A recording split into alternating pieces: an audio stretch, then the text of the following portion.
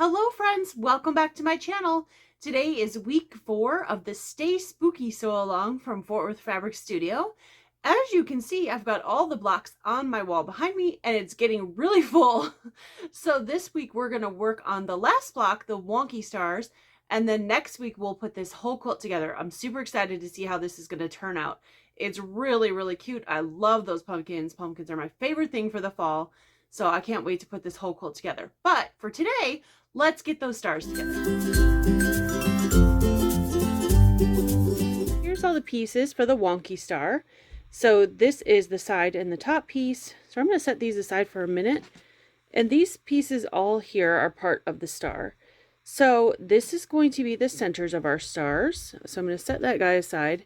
These two are going to make up the wonky star. So the first thing we're going to do is we're going to add the smaller, or the one with the polka dots, to each corner of this block, like a flying geese. So we're going to sew from the top left to the bottom right, flip or trim, flip this and press it in place. And then we're going to do the same thing with this guy on the other side. Now you're going to do this to 4 pieces per block. Okay. And then you should also have 4 extra background squares. That in between those 4, the 4 for your block and the center, this guy here, that will make up your whole star block. And then these 2 pieces will finish up the block. So let's go ahead and get this started. So you're going to do this, like I said, just like a flying geese. So let's take this over to the sewing machine.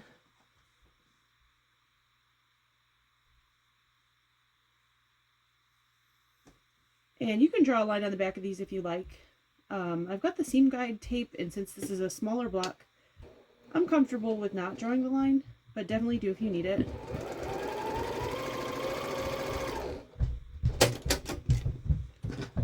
And then I'm going to trim this a 1/4 inch from that seam line, or that seam that I just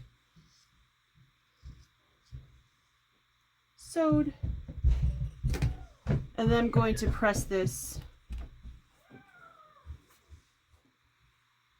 So I'm going to use my magic juice on the seam, and I'm going to give this a press.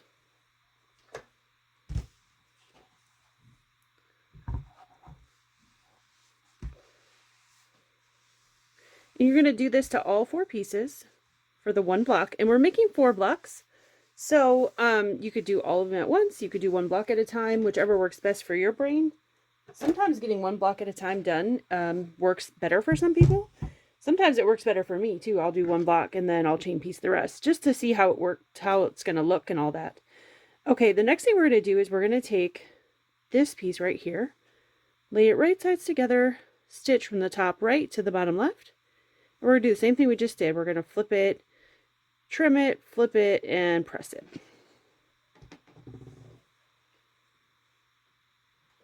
Now this fabric is directional, so if directional fabrics sort of mess with your mind, you might want to figure out the way to, if you turn each of those squares with the words a different direction, 1 to the top, 1 to the bottom, 1 to the left, 1 to the right, you can make them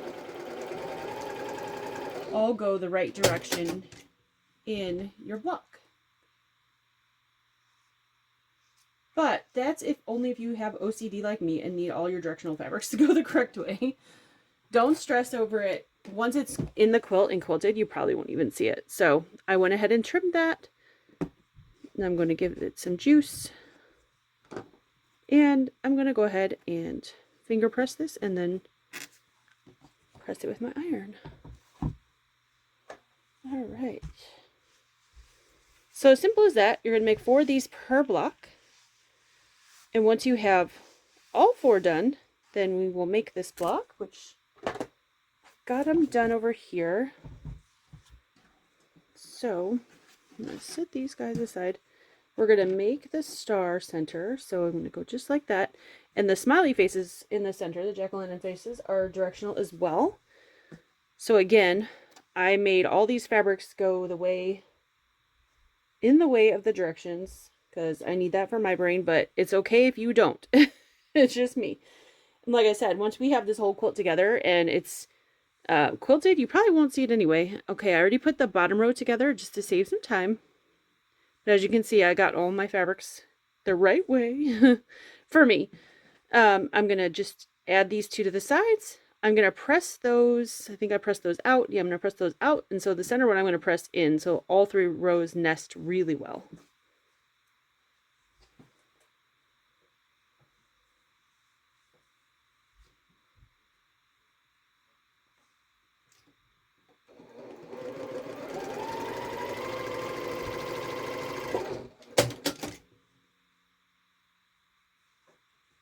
So I'm just going to sort of finger press this as I go here until I get both rows sewn together, and then I'll press them all at the ironing board.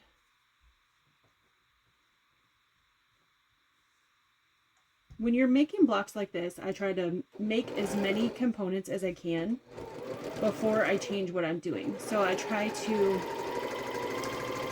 sew as many things as I can before I need to stop and press. I try to trim as many things as I can before I need to stop and trim. That's just kind of my rule of thumb. Because I get asked all the time how I get more stuff done. I think I just do things, I don't think I sew that much faster than other people, maybe a little bit, but I try to be more efficient. So if I was doing this on my own and not doing a tutorial, what I would probably do is sit down and chain piece all of these. Like I would have done all the black first, and then trimmed them all and pressed them, then all the other ones, and then done what I'm doing now to put them all together.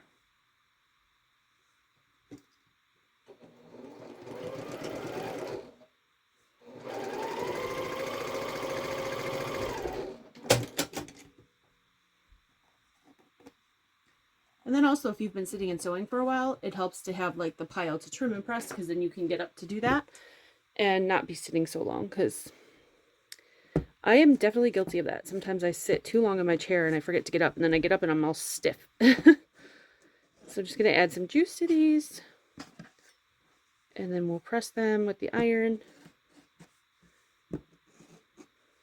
Okay. And of course, that guy's already done.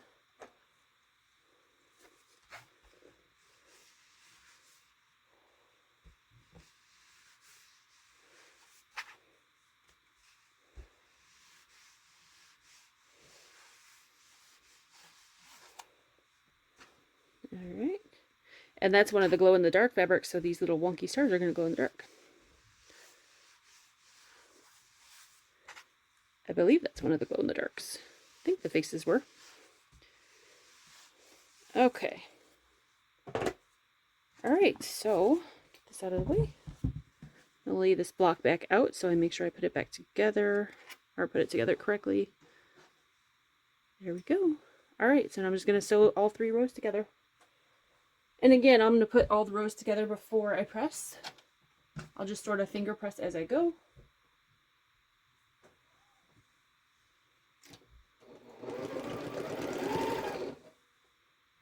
And you can pin these at the intersections if you like.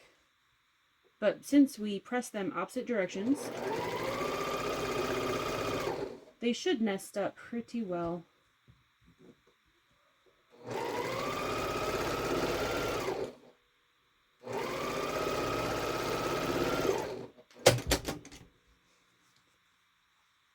I don't really like using pins, although definitely welcome to if you would like. I don't know why, but I always stick myself, so I would rather keep the blood off my fabric and in my body. So I'm not pinning. I will pin if there's something that needs to be pinned, but I feel like these don't need to be, because you can feel where they need to go since we press them opposite.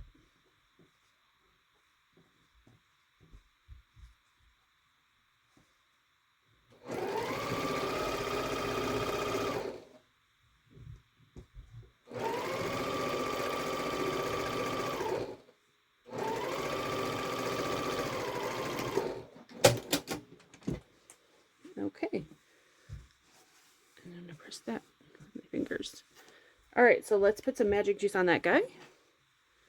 And give him a press.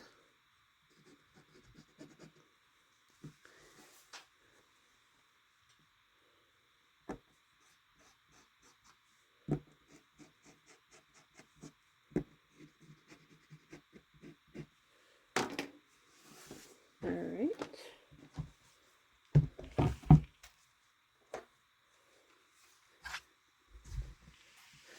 Does it take longer to press between each thing? Yes. Do your blocks come out better? Absolutely.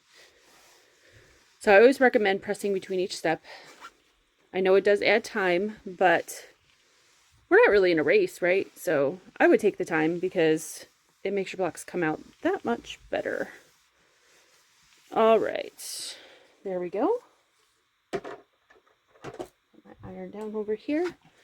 So there's that block. Now, the only thing we have left to do is we need to add these pieces here, one to the side and one to the top or bottom. I can't remember. I need to look at the pattern really quick.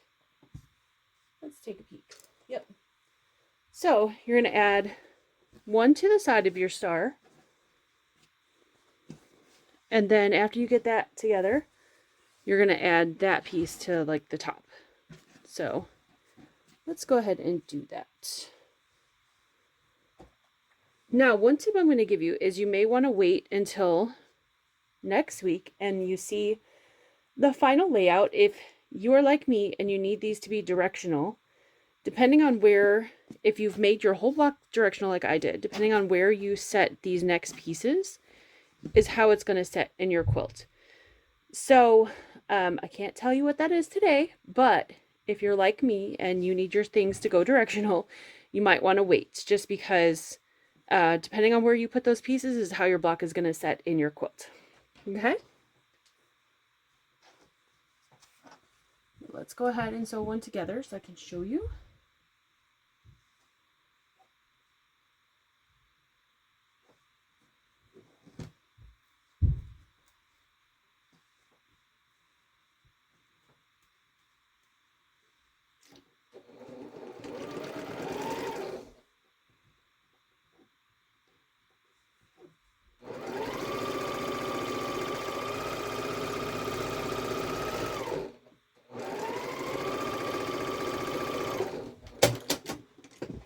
Okay, so that's one. I'm just going to put some juice on there and give this guy a press. And then the other one will go along the other side. Bring this over.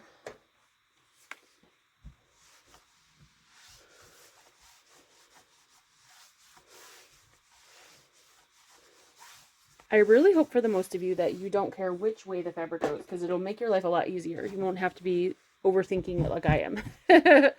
All right, so after you put one on the side, you're going to put one on the side, you're going to put one along the top. Okay.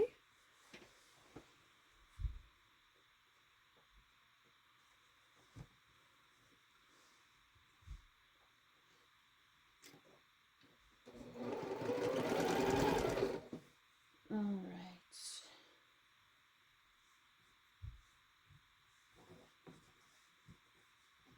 Since I don't pin, I always take a couple stitches, get everything lined up,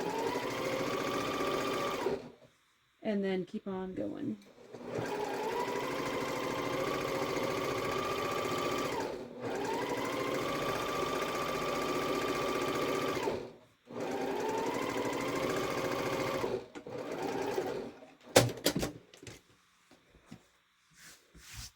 Okay, so I'm just going to put some juice on this.